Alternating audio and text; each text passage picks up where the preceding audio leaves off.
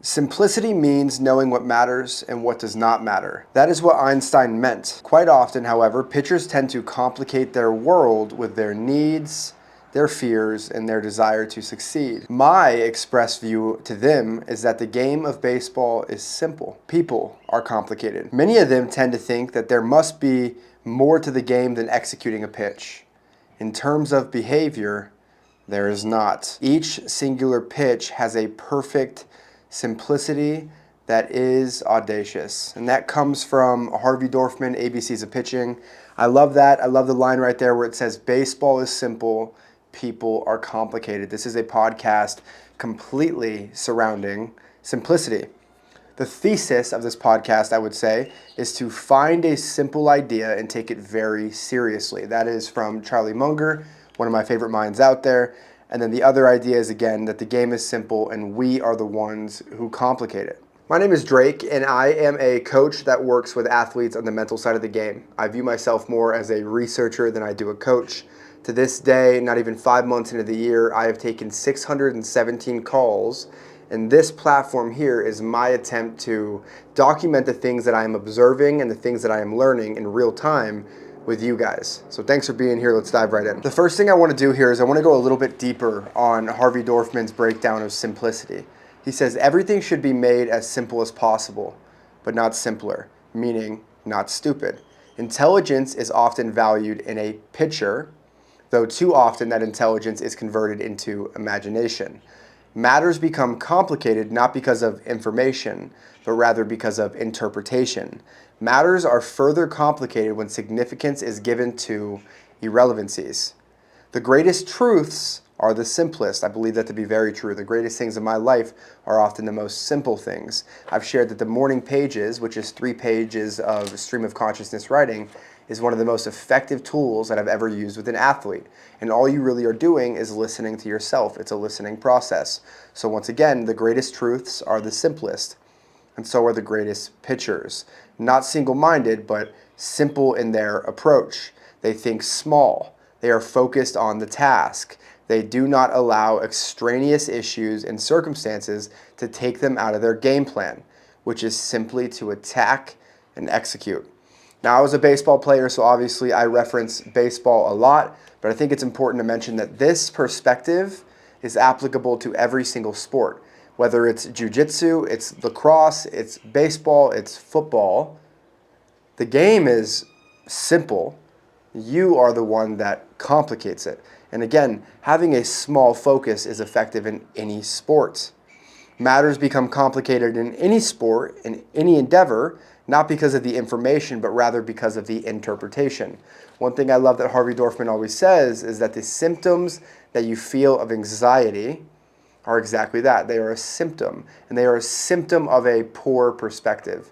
When you don't have the right perspective, you obviously start to feel these emotions because you have indulged in a perspective that does not serve you, that is not even real most of the time. Later in this chapter from Harvey Dorfman, he talks about closers, and I just have to preface this with what a closer is for anybody who does not know baseball.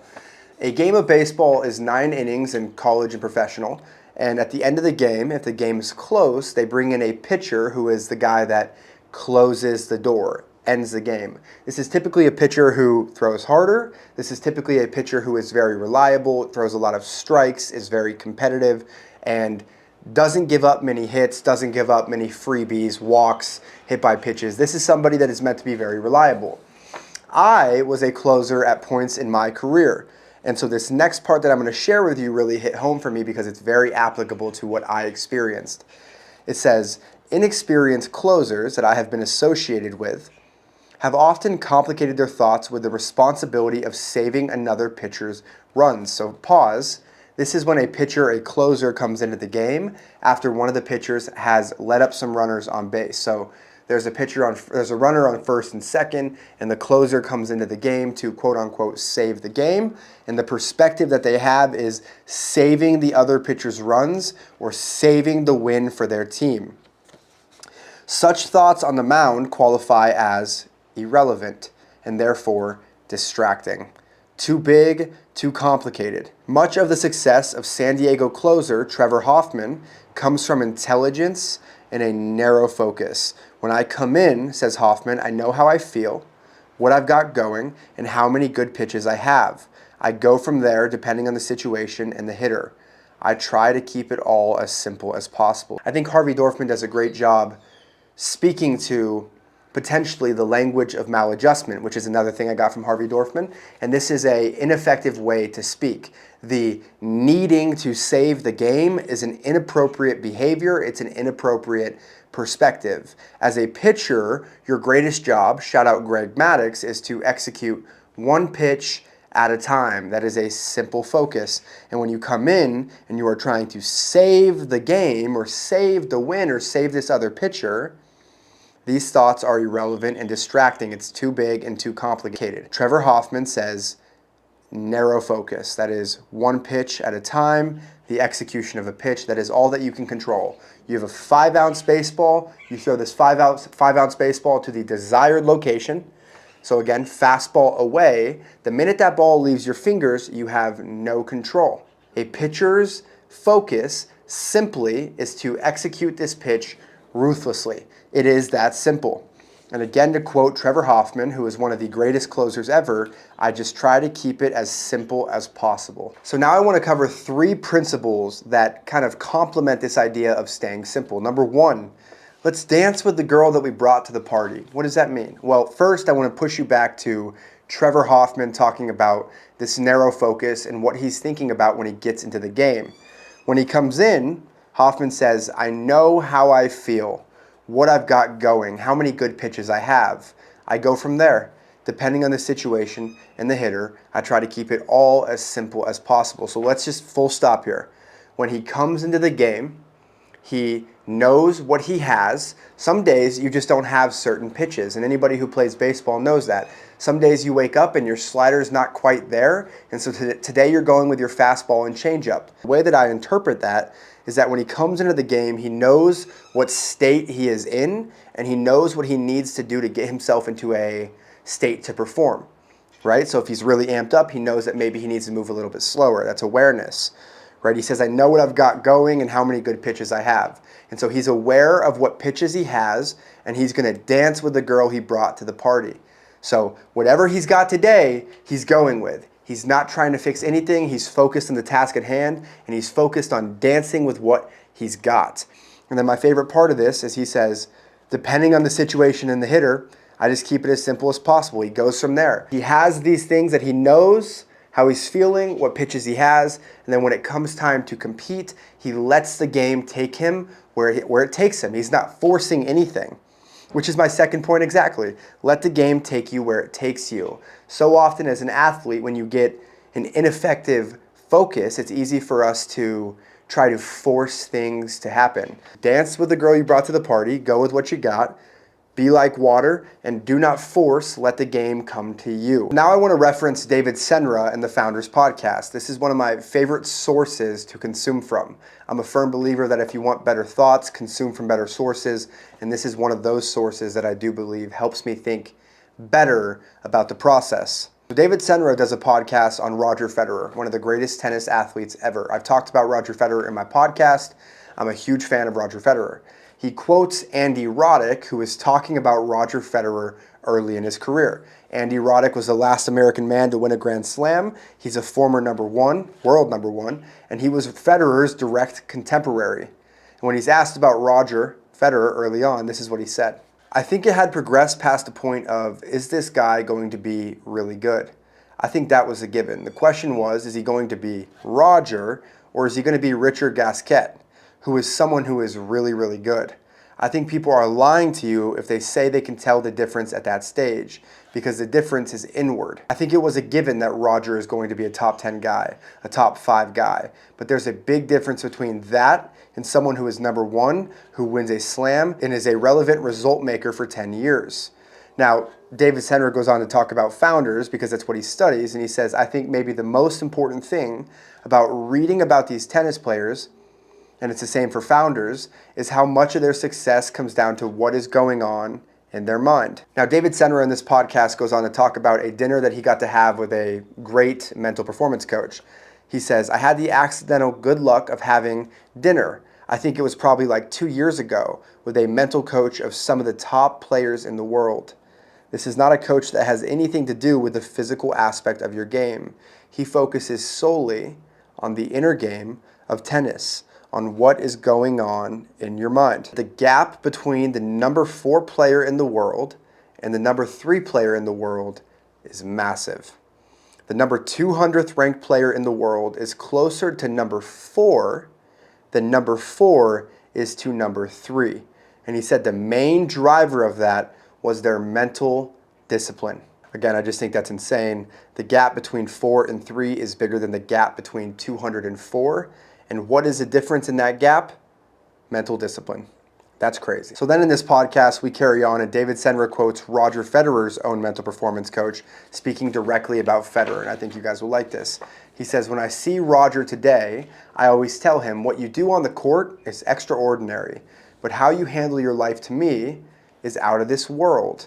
The game doesn't care where you slept, what you did, how many people you met.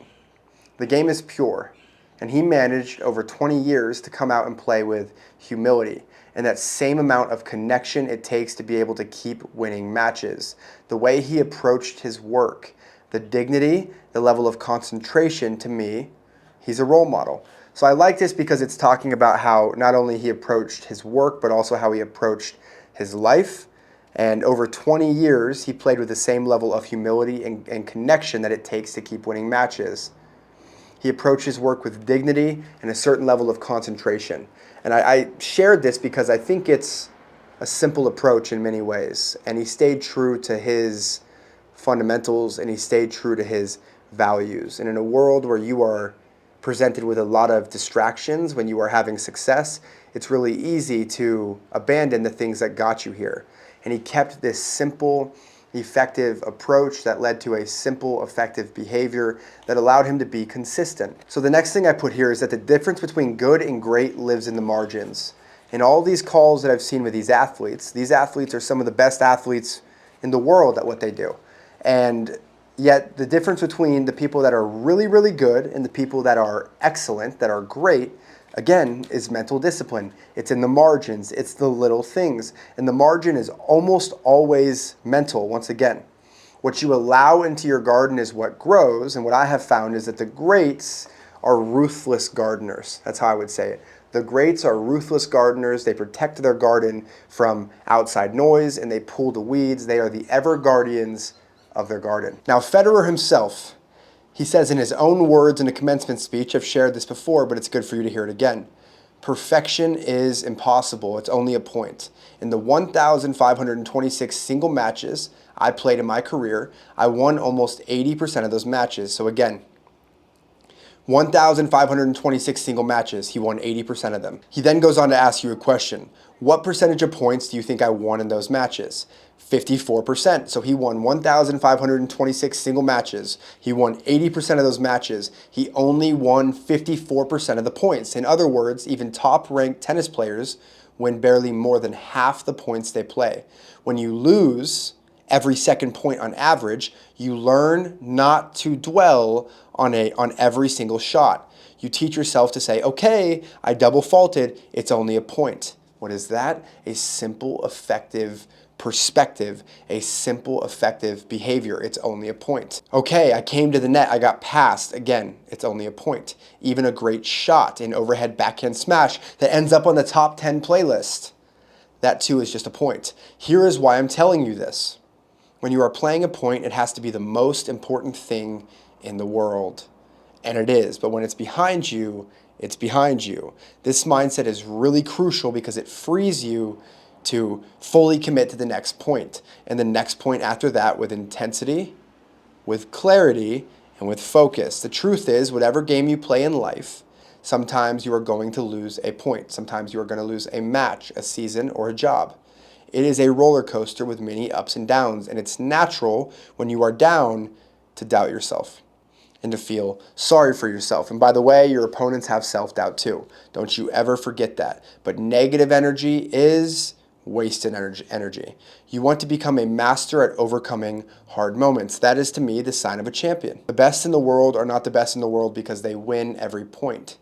It's because they know that they'll lose again, and again and again and have learned how to deal with it. You accept it, cry it out if you need to, and then force a smile. You move on, be relentless, adapt and grow. I just want to take a second to give you a couple examples of what a simple small focus looks like with my athletes. Number one, a professional lacrosse player that I'm working with. Execute one play at a time, be like water. Another lacrosse player that I'm working with who is actually in the national championship. Hers is to be steady and make instant decisions. Again, that's behavior focused. Be steady. It's task oriented, make instant decisions. It's positive and it's rational. I have a jiu-jitsu brown belt who's competing in Worlds this upcoming week. And he says, be here, make instant decisions, and get to my spots. Everything else that follows will take care of itself. He will let the game take him where it takes him. But he's going to be present, he's going to make instant decisions, and he's going to get to his spots. For a baseball pitcher, selection, location, target. When you get on the rubber, you don't shit where you eat. When you are on the rubber, you are focused on three things. First is the selection of the pitch, the next thing is the location, and then you pick up the target and you go. That is how we let self-2 take over. So again, selection, curveball, location, down, pick up my target, go. That is all the pitcher is focused on when they're competing. That's positive, it's rational, it's task-oriented. Everything else is irrelevancies, it's distractions. I have another pitcher that kind of adjusted that, and he said selection, trust. And in the middle of that is an unconscious eyes. So what does that mean? He selects the pitch he wants. Unconsciously, he's not thinking about this. He directs his eyes to the target. He doesn't need to think, he just needs to see it. Then he says trust. And when he says trust, that's his trigger to go. And then I always quote Russell Wilson from Trevor Moawad's book, It Takes What It Takes. He says, great balance, great fundamentals, be engaged. And so you can see here, this is an example of positive, rational, task-oriented self-talk, a positive, rational, task-oriented, you could call it mantra that directs your attention to the task at hand. Sean Casey hit 300 in the big league, shout out Sean Casey, and his was see the ball, be easy, hammer it, because if he can see it, he can hit it. And if he can be easy, he's not tense, he's like water. And then hammer it is a simple task-oriented directive. My notes here say, notice what they all have in common. They are short, task-oriented, behavioral, and none of them talk about winning. It's all about behavior. Now, I just want to give you a quick example of the opposite of this, of a not so simple approach. There's a story in the ABCs of Pitching about a pitcher who is facing Tommy John. I had surgery on my elbow. The surgery is called Tommy John. And Tommy John is facing this other pitcher. We'll call him Drake. Drake, the entire week, has been talking to Harvey Dorfman, who is his coach. And Harvey and Drake have committed to a simple, small focus. One pitch at a time, selection, location, target. Pitch selection, location, where do I want to throw it, go. That's the commitment that Drake made to his coach. So Drake goes out and he starts against Tommy John. Tommy John goes 7 innings, he gives up 0 runs. Drake goes out 7 innings, gives up 0 runs. Well, the 8th inning comes around, Tommy John gives up 3 runs. Drake goes, oh my God, I'm 6 outs away from winning this game. Oh my God, I'm 6 outs away from a complete game shutout. Oh my God, I'm 6 outs away from defeating Tommy John. So he goes from a small focus, a simple focus of one pitch, to a large focus, 6 outs, defeating Tommy John, all this external noise. And what happens, he gives up 8 runs, small focus to big focus. My next example is from one of the calls I took with one of my athletes this week.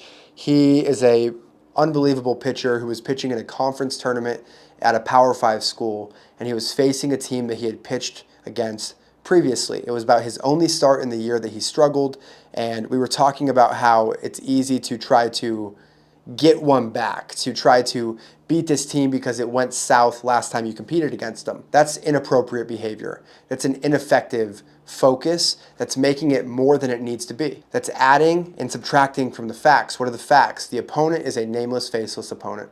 He is going to go out there and execute to his standard, which is selection, location, execution. All I do is execute one pitch at a time. Anything more than that is your ego, and that's distracting. If you're going to behave appropriately, it's one pitch at a time. That's a moment where we have to redirect their attention to the task at hand. Ultimately, it comes down to them to choose to stay conscious and redirect back to the task at hand when their mind wanders. Now, I want to talk about 3 truths that support simplicity, in my opinion. I've observed that taking the first think is a dangerous thing. I took this straight from The Artist's Way, Julia Cameron. She talks about alcoholics, and alcoholics can't afford to take the first drink. You know what that looks like if they do.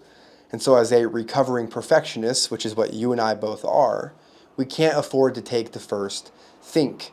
One think turns into 27 thoughts that do not serve us. And while you won't be perfect with that because we are human beings, if we can remain conscious and not let ourselves go there, it puts us in a better position to keep a simple, small focus. Research is now showing that repetitive negative thinking, we could call that chronic rumination, looping fears, self-judgment, replaying mistakes, doesn't just hurt your performance emotionally. It may hurt cognitive function itself. In 2024, a cross-sectional study of 424 adults over the age of 60, researchers found that individuals with the highest levels of repetitive negative thinking scored significantly lower on cognitive assessments compared to those with the lowest levels. The study used the Montreal Cognitive Assessment, a widely used screening tool for memory, attention, and executive function. So what was the biggest takeaway from this study? Well, it wasn't just feeling bad.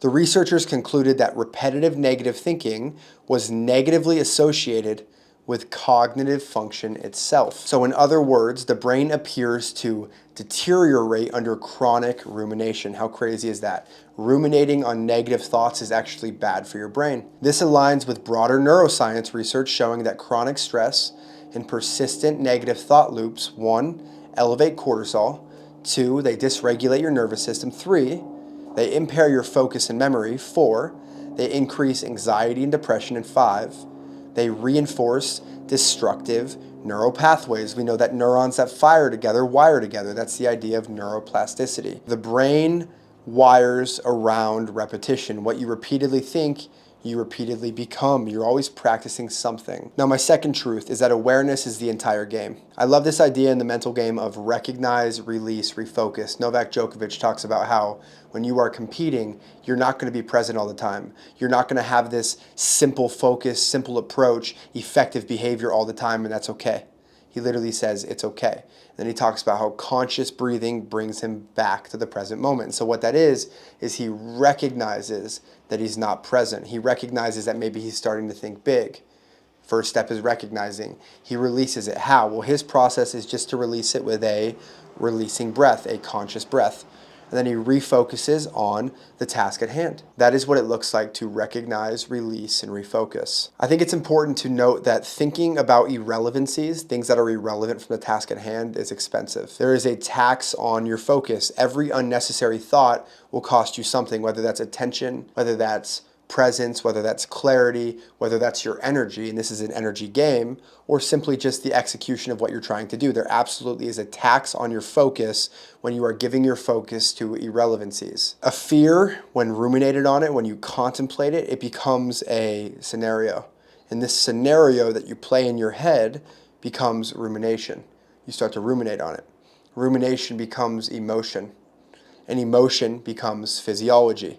And before long, you are no longer even responding to reality. The Power of Now is a phenomenal book, and it talks about mind-made projections and how we cannot cope with it. And that is all you are doing when you are taking the first think, is you are ruminating on something that isn't even real. The past and the future are not real. All we really have is the now. All we're trying to do is be here now and stay on task. The brain was built to move towards what it repeatedly rehearses. This is complementing that study that I just referenced. So when you constantly rehearse fear, when you constantly rehearse judgment, insecurity, comparison, worst case scenarios, and self-doubt, your nervous system starts living there. The greatest performers recommit to the task at hand. They are task positive. I love Ryan Holiday. One of the first books I ever read was Ego is the Enemy. And he talks about this idea of sweeping the floor. If you miss one day of sweeping the floor, it's not too messy. Your thoughts aren't too messy. But when you miss a week, when you miss a month, the floor is filthy. And the same thing is to be said about your ego. When you don't check your ego, very quickly it starts to snowball and it becomes a much bigger issue. It is a reminder for us that we need to sweep the floor of our ego every single day. And by doing that, we get better at not taking that first thought. It's my belief that in order for us to sweep the floor, we have to stay conscious. To stay conscious is to be online, it's to be aware, It's to have thoughts come and you can observe the thought and you can let the thought pass. It's not to have a thought come and just identify with it unconsciously. So again, you're conscious and you're observing. And so when you stay conscious, you do not let your mind get seduced by irrelevant and distracting thoughts. But on the contrary, when you are unconscious, that's exactly what happens. You have a negative thought, you take that first thought when it's negative and you are seduced and you play into it. This is why we must consciously direct our subconscious. We have to tell ourselves what to focus on. The law of substitution says that we can only focus on one thing at a time. So let's tell ourselves what to focus on. The recovering artist, athlete, entrepreneur, or human being learns to observe the first thought without surrendering to it. The work is not eliminating these thoughts forever. You don't have anything to fix. You don't have to eliminate these thoughts. Can we just not indulge in these thoughts? You're not going to be perfect. These thoughts will come. Can you recognize it once it's come, and can you release it? Can you refocus? That's the game that we're playing. It's a game of recovery. It's back to the Novak Djokovic example. It's fine. Can we just recover and get back to the task at hand? We have this real self and we have the performer self. The performer self has a little bit of ego. I've shared with you that with the performer self, I just don't care how you feel. When I talk to these athletes, it is irrelevant how you feel. All that matters is you executing on the task at hand.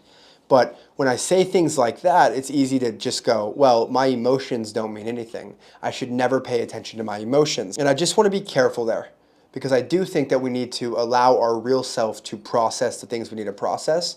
And there are certain frameworks to use with that. I love the RAIN framework: recognize, allow, investigate, and nurture. We're not indulging in these thoughts. We're not. We're just observing them. We're shining a spotlight on them, but we're not trying to fix them. We are just letting them pass. It's like inviting this thought or emotion into your home and inviting it to sit at the table. I challenge you to view it as a separate entity. You sit down with it and you pay attention to it, and eventually it gets up and it leaves the table. All it wants is to be paid attention to. It's just like a little kid. It just wants attention. And when you shine the light on it, when you make it conscious, eventually it gets up and it walks away. So again, when it comes to the real self, that is a time where I would tell you to process the things you need to process. Breath work is a great way to process this. Meditation is a great way to process this. I believe that morning pages, which I've talked about before, is a great way to process this. But when we are competing, your job is to behave appropriately. It's to keep a simple focus, and it's to stay on task. When you speak to yourself while you're competing, you speak to yourself in a way that is positive, rational, and task-oriented.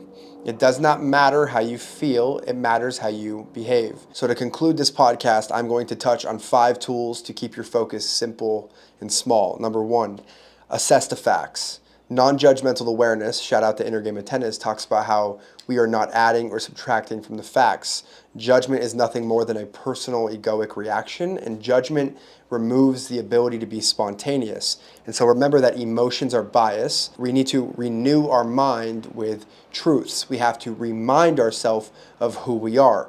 What are the facts? This is where a confidence resume could come in. You should write down in your journal all the things that are the facts, the resume of your past. I also think when you are getting ready to go and perform, you ask yourself, what are the facts?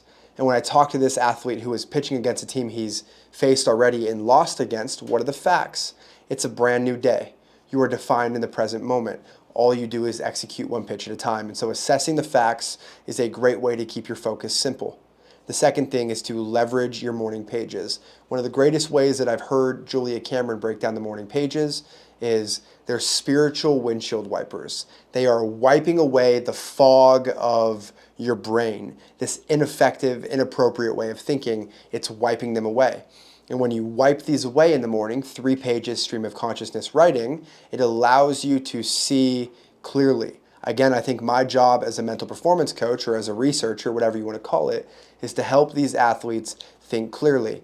And I shared it earlier, but some of the greatest ideas are the simplest ideas. And sitting down every single morning and writing 3 pages of stream of consciousness writing is a very effective way to renew your mind, to keep your focus simple, and to kind of wash away the stuff that is not serving you. And just a reminder for you, I did an entire episode on morning pages, and so if you have any questions regarding the pages, I would highly recommend that you go listen to that episode. The third tool to keep your focus simple is to have clear intentions in all you do. As I've developed in the mental game, I have realized, I've observed the importance of intention. Intention is instructions for your brain. Every single day when you wake up, can you set an intention for who you're going to be, for what you're trying to do? Intention matters. When you are going into a game, you should have a performance journal where you set in intention. What am I trying to accomplish today? You should have a performance journal for practice. What am I trying to accomplish for today? Intention wins. When you tell your brain what to focus on, your brain is going to work for you, not against you. It's going to help you to align your focus with your intention. The fourth tool that I wrote down to keep your focus simple is just to recognize that it's fine. Shout out Novak Djokovic. It's fine when your mind wanders. It's fine when your approach gets big and not small. It's fine when it gets overly complicated, when you complicate it. It's okay. Have a routine, a conscious breath to get back to the task at hand. Your sport, your career is not a game of perfect. We are not perfect human beings, but it is a game of present. And how present can you be? How good can you get at recognizing, releasing, and refocusing? Whether that's a conscious breath or whether that's a real routine, it doesn't matter to me. All that I want you to know is that it's fine, and the sooner that you can recover, the better. My fifth and final tool to keep your focus simple is to implement a mantra. Harvey Dorfman in the ABCs of Pitching talks about in an entire chapter mantras. These mantras should be positive, they should be rational, and they should be task oriented. He says in this chapter about mantras that the chant becomes he who chants it. And so as you say something more, as you have a thought and you own a thought, as you renew your mind with this thought, you learn to own this thought. You learn to become this thought. The chant becomes he who chants it. You actually start to embody it. Greg Maddox in this chapter says that it's scary how once you start to embody this mantra, you actually start to become it. You start to see it. It's all that you can think about while you're competing. Greg Maddox's mantra was, all I do is execute one pitch at a time. Harvey Dorfman in this chapter says that a mantra is a countervailing force against all the fears, anxieties, and doubts, all this distracting noise. I love it because I think this mantra helps you to recommit to the signal. And so if we're gonna have a simple focus, I do think a mantra is a great tool to help you keep a simple focus. Now, because it's easy to get lost in the weeds, I'm going to summarize this episode in 5 lines. Number 1, the present moment is where the magic happens. Number 2, the game is simple. You are the one that is complicated. Number 3, don't add or subtract from the facts. Number 4, let the game take you where it takes you. Let it happen. Number 5, if you get sped up and get a big focus, get back to your breath, release it, and refocus on the task at hand. It is a lot simpler than we think it is. I'm going to leave you with 3 lines, 3 quotes here that I love, that I think complement everything we're talking about. Number 1, it comes from Alan Watts. It says, man suffers only because he takes seriously what the gods made for fun. I created those childlike hoodies. By the way, there's more coming soon. And it's exactly that. When you're a kid, this is just a game that you play in the backyard.